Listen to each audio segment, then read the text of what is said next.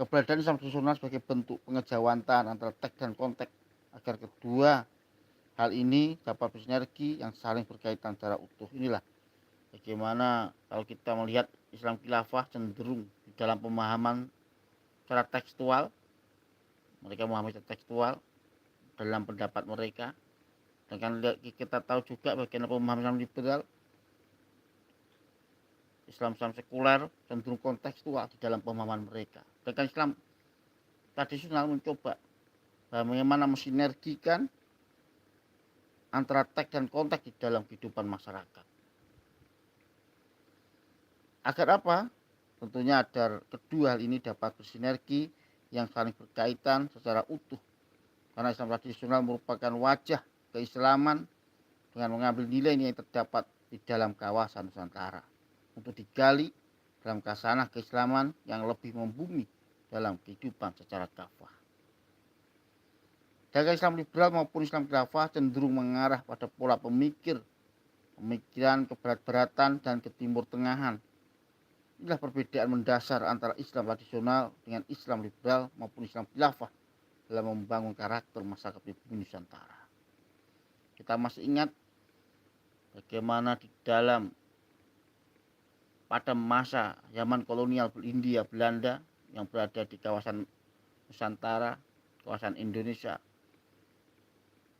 Kita masih ingat bagaimana ada kasta yang dibangun oleh pemikir-pemikir barat, bahwa kasta yang unggul, kasta pertama yaitu bangsa kulit putih atau bangsa Eropa, Cina dan bangsa Arab, dan ketiga Nusantara.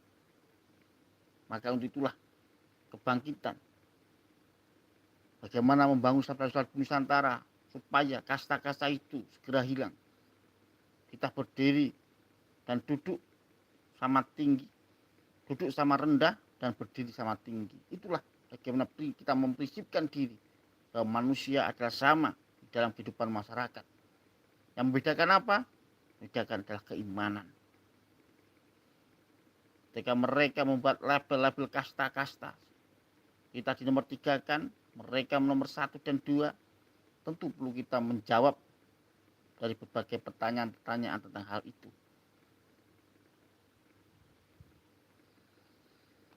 Sedangkan Islam liberal maupun Islam khilafah cenderung mengarah pada pola pemikiran keberat-beratan dan timur tengahan. Inilah perbedaan mendasar antara Islam tradisional dengan Islam liberal maupun Islam khilafah dalam membangun karakter masyarakat di bumi Nusantara. Nusantara dengan keragaman yang dimiliki, baik masalah sosial, budaya, ekonomi, politik, dan masih banyak lagi di tubuh Nusantara. Tentu semua membutuhkan pendekatan yang elegan dan membangun masyarakat Islam secara kafah.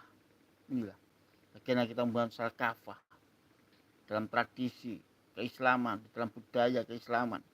Bagaimana nilai-nilai keislaman hadir sebagai bentuk yaitu bahwa kita adalah manusia, dan manusia tempat salah dan kilaf.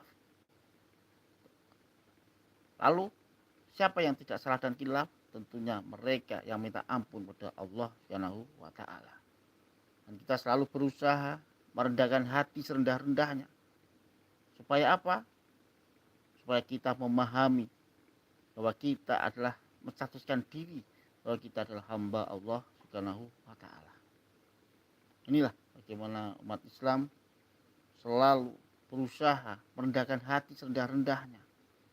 Karena kita adalah manusia, tempat salah dan kilaf.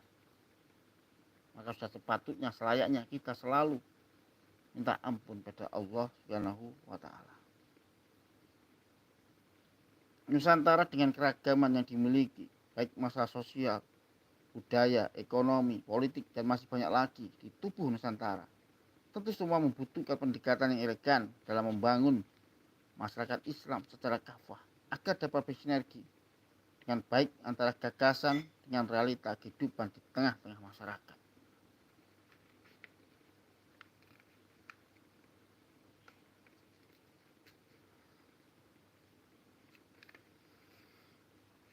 Ya, kita lanjutkan ya.